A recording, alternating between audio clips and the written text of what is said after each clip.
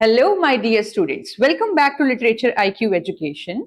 Today, we are going to discuss about the neoclassical dramatists and their major works, the plays written by them. But before that, let's take a glance what we have read till now.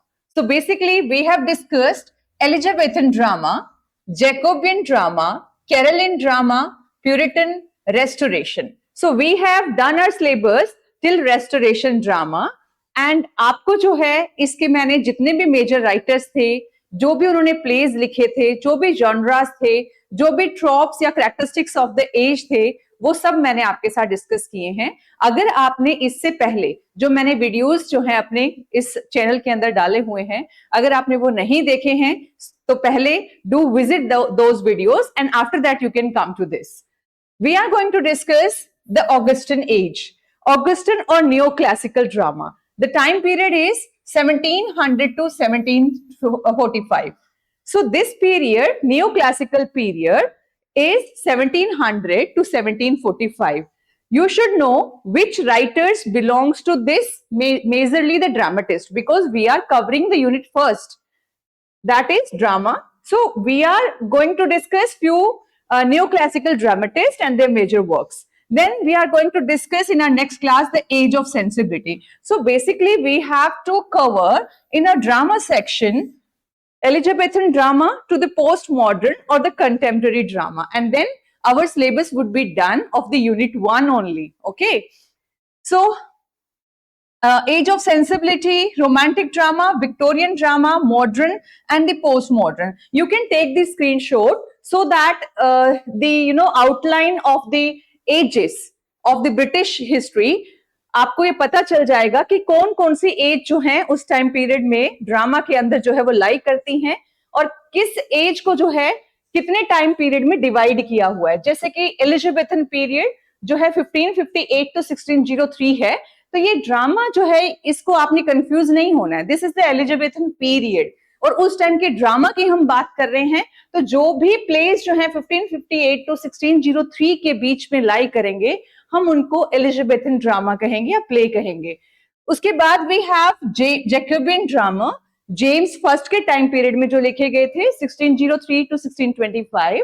Then we have Caroline drama 1625 to 1642. As you know, 1642 में क्या हुआ था? Theatre closed. Then we have Puritan interregnum. As you know, after the execution of Charles I, there came Oliver Cromwell. And Oliver Cromwell के death के बाद sudden जो है उनकी डेथ हो जाती है. आफ्टर दैट रिचर्ड जो है उनका बेटा थ्रोन को असेंड करता है. बट एट द टाइम जो है कोई ऐसा आप कह सकते हो कि एक तरह से इंट्रैग्नम, एक गैप आ गया था, तो उसको हम कहेंगे प्यूरिटन इंट्रैग्नम. उसके बाद रेस्टोरेशन ड्रामा जो है दैट लाइज बिटवीन 1660 to 1700, जो कि इससे पहले वाली क्लास में we have discussed about the writers.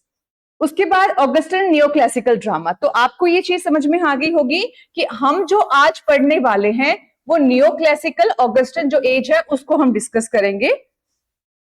Moving on to this slide, you have major dramatist of neoclassical और age of sensibility. देखिए, रेस्टोरेशन ड्रामा जो है उसको 3 कैटेगरीज में बांटा गया है ना. पहले तो एज ऑफ ड्राइडन हो जाएगी आपकी, उसके बाद नियोक्लासिकल पीरियड जिसको एज ऑफ पोप कहा जाता है, और सैमुअल जॉनसन वाली एज ऑफ सेंसिबिलिटी.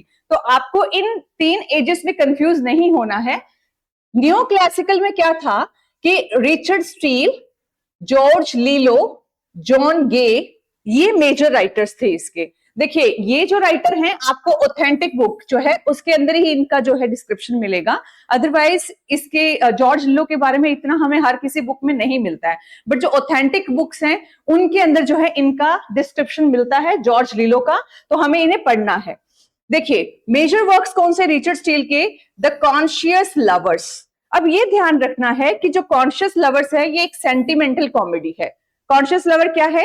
एक सेंटिमेंटल कॉमेडी है, और इसमें जो कैरेक्टर्स है बेविल जूनियर और इंडियाना. बेविल जूनियर कौन है?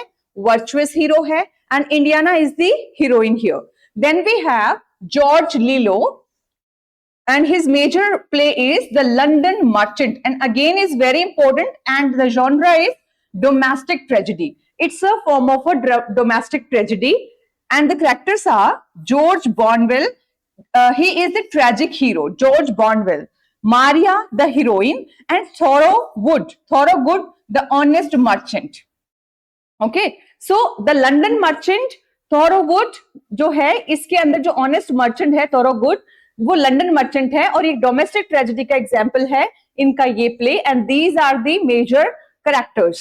उसके बाद देखिए we have very important writer John Gay, and इनका जो है एक बैलेड ओपेरा है, that is Beggar's Opera, and इसकी डेट है 1728. देखिए Conscious Lover 1722, then we have Beggar's Opera 1728 and the London Merchant 1731. तो आपको एक तो ये चीजें ध्यान होनी चाहिए कि conscious lovers written by whom, Richard Steele, London merchant George Lillo, and beggar's opera you all know John Gay. इसमें जो कैरेक्टर्स है, the first one is the highwayman, the charming highwayman Macheath. ये kind of आप कह सकते हो एक rock kind of person होता है जो हर किसी को जो है जो भी वहां पर हाईवे मैन मतलब जो कि ठगी का काम करता है काइंड ऑफ. ठीक है. पॉली पीचम, ये जो है ये पॉली पीचम जो है वो मिस्टर पीचम जो होंगे उनकी वाइफ है, and Lucy Lockit, sorry Polly Peachum जो है वो मैग हीथ की क्या है, वो वाइफ बनती है. लूसी लॉकेट क्या है, वो मैग हीथ की लवर होती है. So these are the three important characters, Polly Peachum, Macheath, Lucy Lockit. इसको हम डिटेल में भी देखेंगे इन आवर नेक्स्ट स्लाइड. ये जो पढ़ेंगे नेक्स्ट क्लास में हमारा डिस्कशन होगा एज ऑफ सेंसिबिलिटी. अभी के लिए आप देख लेंगे इसमें दो इंपॉर्टेंट राइटर्स हैं, एक तो है ओलिवर गोल्डस्मिथ एंड दूसरे हैं R B Sheridan.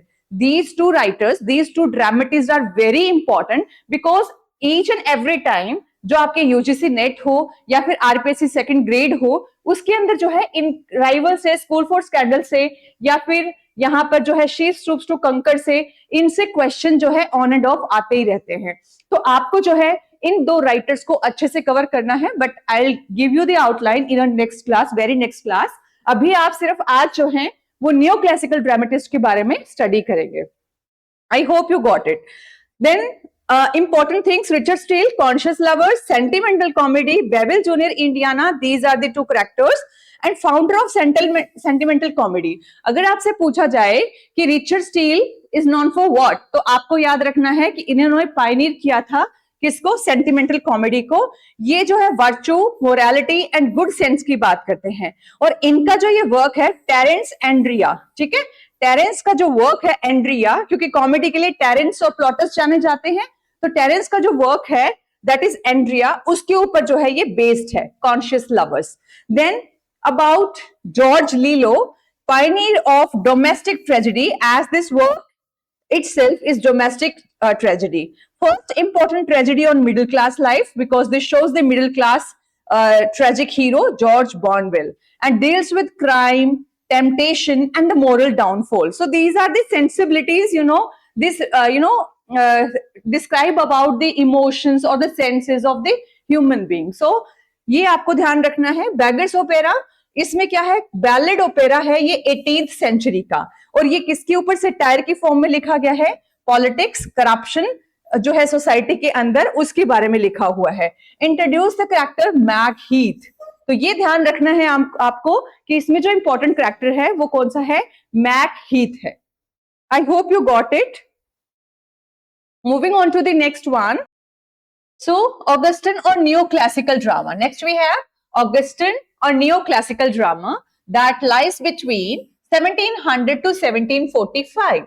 So the question arises, why this period is known as Augustan period? So the simple answer is, this period is named after the Roman Emperor Augustus because writers admired Roman order, balance and reason.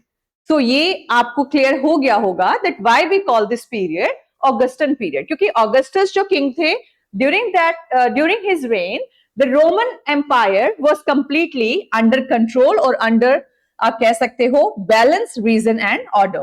Some features of neoclassical period, they emphasize on morality. Okay, so their basic stress on morality makes this period very important. Less sexual frankness, then restoration comedy. As we have read William Wycherley's The Country Wife, there was the character Horner. So उसका जो sexual frankness है, यानी जो उस period में जो writings लिखी गई थी, it was just one example of that, कि उसमें सेक्सुअल जो फ्रैंकनेस है वो बहुत ज्यादा हमें देखने को मिली. बट एज यू नो कि 1642 में थिएटर्स को बंद ही जो है किया गया, उसका एक रीजन ये भी था, है ना. तो यहां पर जो है less sexual frankness than restoration comedy. Rise of middle class values, आपको पता है कि जो जॉर्ज लिलो हैं उनके लंदन मर्चेंट के अंदर जो है वो मिडिल क्लास के बारे में बात होने लगी थी. तो उसका करेक्टर जो है उसके थ्रू हम कह सकते हैं कि rise of middle class values जो है उनकी बात हमें इन राइटर्स के वर्क्स में देखने को मिलती है. Then very important sentimental comedy. Now, this is very important. If somebody asks you what is sentimental comedy, the simple answer is virtuous heroes and heroines. It means if a comedy has virtuous hero and heroines, emotional scenes, moral instructions, and happy endings, that is sentimental comedy. Very easy one. जिसमें virtuous hero and heroines होते हैं, जिनमें emotional scene दिखाए जाते हैं, जिसमें moral instruction होती है, सिर्फ मेयरली एंटरटेनमेंट नहीं होकर के मोरल इंस्ट्रक्शंस होती हैं, और जिसमें happy endings, comedy means happy endings, you all no. तो हैप्पी एंडिंग्स जिनकी होती हैं उनको हम क्या कहेंगे, सेंटिमेंटल कॉमेडी. सो ये आपको क्लियर हो गया होगा. Then we have the important dramatist जो हमने पिछले स्लाइड में देखे थे, Richard Steele, George Lillo and John Gay. ये थ्री जो हमारे ड्रामेटिस्ट है वो हम इस पीरियड में कवर करेंगे. I hope you got this. The very first one, The Conscious Lovers, written by Richard Steele, and the year is 1722. As you know, जो हमारे जो भी हमारी जो ये होते हैं ड्रामा होते हैं, it should be in 5 acts. आपको पता है new classical writers, it means they are following the classical one. वो क्लासिकल राइटर्स को ही फॉलो कर रहे हैं. It means they would show or they would write about, किसके बारे में लिखा होगा उन्होंने, they had written about 5 acts. ठीक है, जो भी ट्रेजेडीज उन्हें लिखी हैं या कॉमेडीज लिखी हैं वो 5 एक्ट्स में होंगी, यूनिटीज को प्रॉपर्ली फॉलो कर रही होंगी. देन आपको याद रखना है कि जो कॉन्शियस लवर्स है, it is based on Terence Roman comedy Andria. This is again very important fact. Replace restoration wit with morality and sentiment. देखिए जो विट है, जो रिपार्टे है, या जिसमें हम कहते हैं हाजिर जवाबी का जो एक कॉन्सेप्ट दिया था पिछली एज में हमने देखा था रेस्टोरेशन पीरियड में, जैसे वे ऑफ द वर्ल्ड के अंदर जो इंटेलेक्चुअल हीरोइंस हैं वो विट का काफी बखूबी यूज करती हैं. तो रिप्लेस रेस्टोरेशन विट, ये डिफरेंस है, you should know this. Morality and sentiment ने उसकी जगह ले ली, यानी विट की जगह अब क्या आ गया, मोरालिटी एंड सेंटिमेंट्स को, इमोशन को जगह दे दी गई. इनकी जो सेटिंग्स होती थी वो कहाँ होती थी, यानी इनका जो टाइम पीरियड में जब लिखी गई थी, कौन से में लिखी गई थी, वेल्दी मर्चेंट फैमिलीज के बारे में. London society among wealthy merchant families. तो कॉन्शियस लवर्स के बारे में इतना आपको पता होना चाहिए. अब देखिए, this is about the characters. देखिए आपको करेक्टर्स के बारे में जरूर पता होना चाहिए कि जॉन बेविल जो है वो करेक्टर कौन से वर्क में आया है. तो ये जॉन बेविल वेल्दी मर्चेंट होता है ना, जॉन बेविल. ये करेक्टर जो है हमारा किसमें था, merchant of the London merchant. ठीक है, सॉरी, द कॉन्शियस लवर्स किसमें आया था, ये द कॉन्शियस लवर्स में. तो द कॉन्शियस लवर्स में मैं यहां लिख देती हूं एक बार, the conscious lovers by Richard Steele. तो देखिए यहां पे सबसे पहले मैं आपको एक ब्रीफ दे देती हूँ कि सर जॉन बेविल एक वेल्दी मर्चेंट होते हैं, and he is the father of the hero Bevil junior. This is the protagonist और the hero of the play the conscious lovers. He loves Indiana, poor orphan girl. Lucinda loves Myrtle, Sealand father of Lucinda. So these are the 2 characters जिसमें Lucinda loves Myrtle, Sealand जो है father of Lucinda है यहाँ पर. So main important चीज तो है वो आपको ये ध्यान रखनी है, Indiana and the Bevil junior. Okay, Sir John Bevill, it means this character, the father of Bevill Jr., wants his son to marry Lucinda. Okay, because she belongs to a upper strata. Okay, so Bevill secretly loves Indiana, a poor orphan, but the आप कह सकते हो the other character बेविल, जो उनका बेटा है, ही secretly loves Indiana, जो कि एक पुअर ऑर्फन गर्ल होती है. Marshal loves Lucinda but fears losing her because of the proposed marriage between Lucinda and Bevil. Okay, so Marshal, इनका भी एक लव, आप कह सकते हो इन दोनों का जो है यहाँ पर लव अफेयर चल रहा है, और बेविल का और इंडियाना का चल रहा है. बट जो उनके फादर हैं बेविल के, वो उनकी शादी किससे करवाना चाहते हैं? वो करवाना चाहते हैं लुसिंडा से. तो यहाँ पे ये आप कह सकते हो इस तरीके से कि बेविल जो है उसकी शादी लुसिंडा से होनी है, और मार्शल जो है ही लव्स, मतलब इन आपस में जो है इनका लव अफेयर है. Bevill continues helping Indiana financially while keeping his affection secret. Lucinda is unhappy about marrying Bevill because she loves Marshall. You know that. Misunderstanding increase. Actually क्या होता है कि बेविल को लगता है कि अगर उसने इंडियाना को फाइनेंशियली स्ट्रॉन्ग कर दिया तो उनके फादर जो हैं वो खुश हो जाएंगे उनकी मैरिज से, वो उनको मना नहीं करेंगे. सीलैंड, जो कि लुसिंडा के फादर हैं, learns about Indiana and suspects wrong doings. जो लुसिंडा के जो फादर हैं, जो चाहते हैं कि बेविल की और लुसिंडा की शादी हो, उन्हें पता चलता है कि he is already involved in Indiana. Bevil's reputation is questioned by Sealand. Indiana's mysterious past is gradually revealed. Evidence appears that she belongs to a respectable family. Indiana is discovered to be Sealand's long lost daughter. अब देखिए, thus Indiana and Bevill can marry, Lucinda and Marshall can marry, harmony is restored. देखिए इसमें क्या हो रहा है, एनाग्नोसिस हो गया. कैसे हुआ कि जब आपको कोई भी पास्ट इवेंट्स जो हैं, यानी उसके बारे में अचानक से पता चल जाए. जैसे यहाँ पर सीलैंड जो है उसको पता चलता है कि उसकी, जैसे सीलैंड की दो बेटियां थी, एक तो थी उसकी बेटी लुसिंडा और एक है इंडियाना. लेकिन इंडियाना जो है वो बहुत पहले कहीं गुम हो गई थी, लोस्ट हो गई थी. तो सीलैंड सिर्फ लुसिंडा के साथ जो है वो रह रहा होता, लेकिन उसको at the end of the play पता चलता है कि इंडियाना जो है वो सीलैंड की ही बेटी है. सो कंफ्यूजन जो है वो क्या हो गई, यहाँ पे सॉर्ट आउट हो गई एंड द हार्मनी रिस्टोर्ड. जो जिससे शादी करना चाहता है उनसे उनकी शादी हो जाती है. सो बेसिकली यहाँ पे मैं आपको ये बताना चाहती हूँ, हियर द सेंटिमेंट्स और द इमोशंस वर्क. ठीक है, वो वर्क करते हैं, ना कि यहाँ पे कोई ऐसा आपको सीन मिलेगा या कुछ ऐसा मिलेगा जो आपके लिए जो है थोड़ा सा अनकंफर्टेबल हो. Then we have again very important writer John Lillo, and the work is The London Merchant, 1735. It's a domestic tragedy, the first major tragedy about middle class people. क्योंकि इसके अंदर जो हमारा राइटर है, सॉरी जो character है यहाँ पे जॉर्ज बॉर्नवेल, वो एक मिडिल क्लास से बिलोंग करता है. Okay, replaced kings and nobles with merchants as tragic figures. और देखिए पहले जब आप पढ़ते हैं, जैसे किंग लियर पढ़ा आपने, हैमलेट पढ़ा, तो उसमें क्या था, किंग्स का डाउनफॉल दिखाया गया था. But in this period, neoclassical period, we would see कि यहाँ पर जो मिडिल क्लास पीपल है वो आ चुके हैं, किनको रिप्लेस करके, किंग एंड नॉबल्स को. Again 5 acts, because neo classical period में जो क्लासिकल यूनिटीज हैं, ये जो प्ले लिखने का जो वे है वो सेम ही रखा गया. लंदन कॉमर्शियल वर्ल्ड की जो है इसमें सेटिंग है, एंड इसके कैरेक्टर्स इंपॉर्टेंट है. थॉरोवुड, ये फादर है मारिया के, और मारिया लव्स जॉर्ज बॉर्नवेल. अब देखिए जॉर्ज बॉर्नवेल यहाँ पे प्रोटैगनिस्ट है. जॉर्ज बॉर्नवेल जो है वो थॉरोवुड का अप्रेंटिस है, मतलब शिष्य कह सकते हो, या इसके अंडर वो काम करता है. बट जो मारिया है, she is the daughter of Thorowgood, और इन दोनों के बीच में क्या है, लव अफेयर है.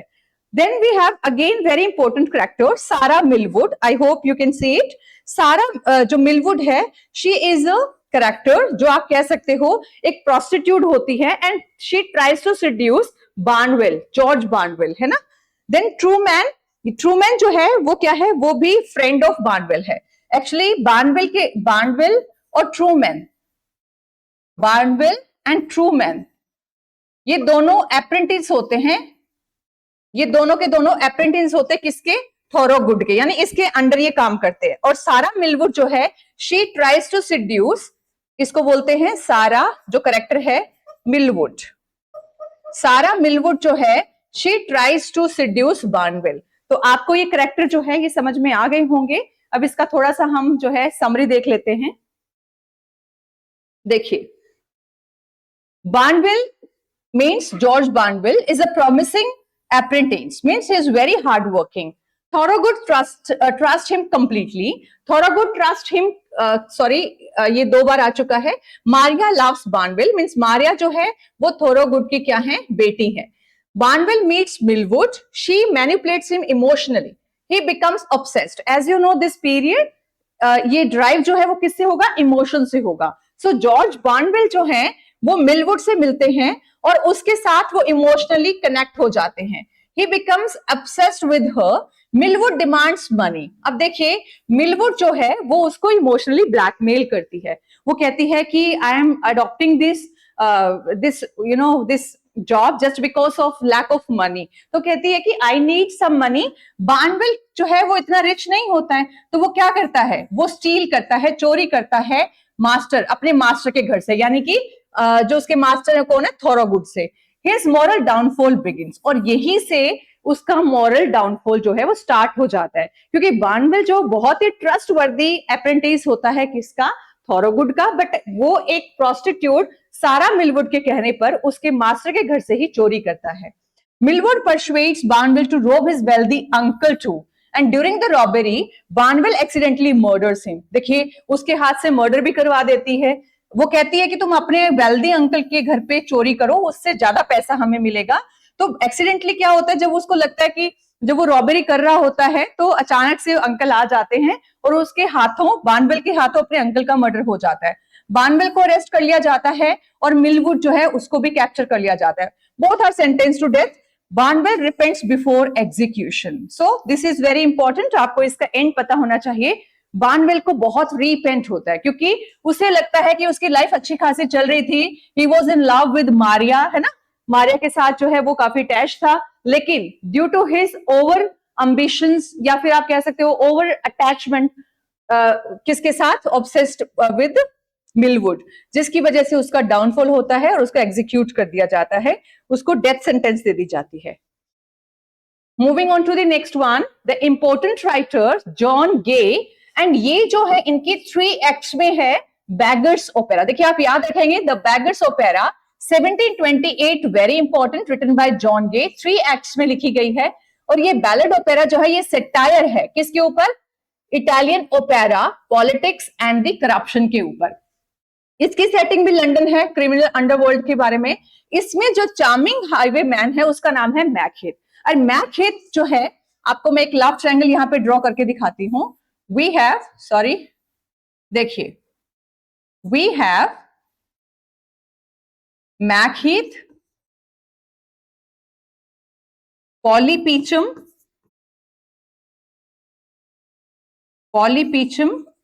Lucy Lockett. Okay, these are the major character of Beggar's Opera. Macheath, Polly Peachum and Lucy locket. जो मैकहेथ हैं वो हमारे क्या है, चार्मिंग हाईवे मैन है इसके अंदर। पॉली पीचम कौन है, वो पीचम, मिस्टर पीचम की बेटी है and secretly married to Macheath. Actually क्या होता है, पीचम जो है वो ऐसे कुछ हाईवे मैन्स को, यानी जो ठगी करने का काम करते हैं, उनका लीडर होता है ना, और उसी के बेटी के साथ सीक्रेटली शादी कौन कर लेगा, उसी का एक जो है आप कह सकते हो हाईवे मैन, यानी पीचम के अंडर काम करने वाला। ये भी तो गलत है और ये भी, लेकिन पीचम जो है वो मैकहेथ को अपना स्लेव या अपना जो है सर्वेंट की तरह रखता है और उसको आप कह सकते हो एक अच्छा आदमी नहीं समझता। इनिशियली खुद भी वैसा ही है, बट इसको वो नहीं चाहता कि उसकी बेटी के साथ उसका कोई रिलेशन रहे, बट ये सीक्रेटली मैरिज कर लेते हैं मैकहेथ और पॉली पीचम। आगे देखिए, पीचम जो है वो criminal receiver of stolen goods, यानी पॉली के फादर हो गए, यानी जो चोरी करके जो सामान लेकर आते हैं मैकहेथ जैसे बाकी जो हाईवे मैन, वो सारा का सारा जो पैसा या चीजें या सामान जो है वो किसके पास ये लेकर आते हैं, पीचम, यानी पीचम इनका क्या है, एक तरह से लीडर या बॉस है। उसके बाद मिसेस पीचम, वो पॉली पीचम की जो है मदर है। जो लॉकेट है, लॉकेट की बेटी जो है लूसी लॉकेट है, यानी डॉटर ऑफ लॉकेट। लॉकेट कौन होता है, वो जेलर है न्यू गेट प्रिजन का, ये आपको ध्यान रखना है। यानी ये प्रिजन जो है न्यू गेट प्रिजन, इसका जो ऑनर होता है, जेलर होता है, जेलर की बेटी होती है Lucy Lockit, and she loves Macheath, है ना। Polly reveal she has secretly married Macheath, ये समरी है इसकी। Peachum becomes furious, it means वो एंग्री हो जाता है because Macheath threatens his financial interest, है ना। Peachum plans to betray him to the authorities. Betray means deceive. Peachum जो है उसको डिसीव करने की कोशिश करता है और उसको अथॉरिटीज के पास जो है plans to betray him to the authorities, यानी उसको अथॉरिटीज के पास लेकर जाने की कोशिश करता है। मैगहीथ इज अरेस्टेड, ठीक है, मैगहीथ को जो है अरेस्ट कर लिया जाता है, क्योंकि देखिए अथॉरिटीज का मतलब क्या होता है कि जो पुलिस वगैरह है उनको वो सौंप देने की कोशिश करता है, उसको धोखा देता है और खुद सही साबित होने की कोशिश करता है।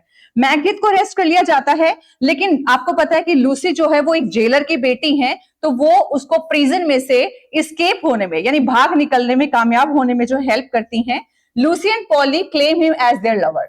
अब होता क्या है, थोड़े टाइम बाद में जब वो बाहर आ जाता है तो लूसी कहती है कि ये मेरा लवर है और पॉली कहती है मेरा तो हस्बैंड है ये। एक कॉमिक राइवलरी जो है वो डेवलप होती है इन दोनों के बीच में, बिकॉज वो दोनों अनअवेयर होती हैं कि जो है वो सोचती है मैगहीथ मेरा हस्बैंड है, लूसी सोचती है वो मेरा लवर है।